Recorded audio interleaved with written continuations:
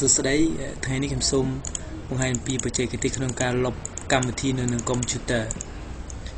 កម្មវិធីមួយដែលនៅលើកុំព្យូទ័រដូចជា Vita Pro ឬក៏កម្មវិធីផ្សេងទៀតយើងអាចចុចលើវាហើយ delete នៅលើ keyboard បាននោះទេ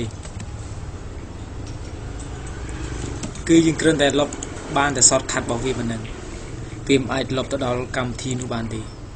ដូច្នេះយើងត្រូវចូលទៅដល់ remove កម្មវិធីមានន័យថាយើងលុបកម្មវិធីនឹងនៅក្នុង drive C អស់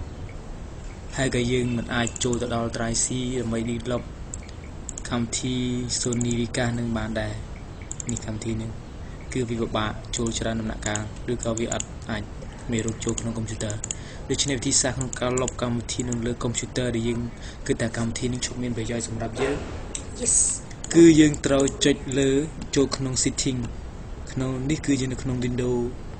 8.1 setting ចុចយក control panel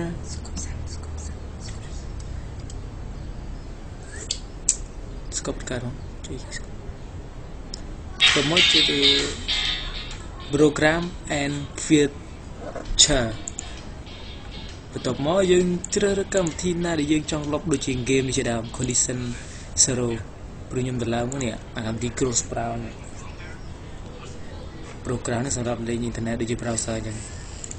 យើងចុចលើវាមកចុច uninstall នឹងក្នុងបច្ចេកទេសលុបកម្មវិធីនៅក្នុង Windows 8 ថា Windows 8ឬក៏ Windows XP Windows 7គឺលុបដូចគ្នាចុចលើកម្មវិធីនឹងមក game នឹងមក uninstall មកគឺវានឹងចេញថាសួរយើងលុបឬក៏អត់យើងចុច yes បន្ទាប់មកវានឹង run ក្នុងការ remove ឲ្យ